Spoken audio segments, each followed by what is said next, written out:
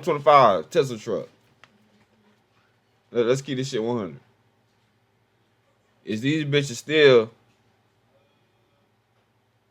somewhat in style? Or is it over with? Because it's just a big ass wave.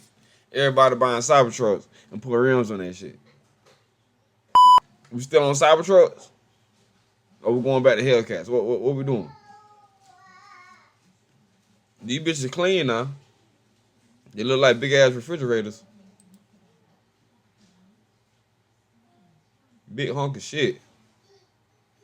That shit pretty hard though. That shit pretty hard.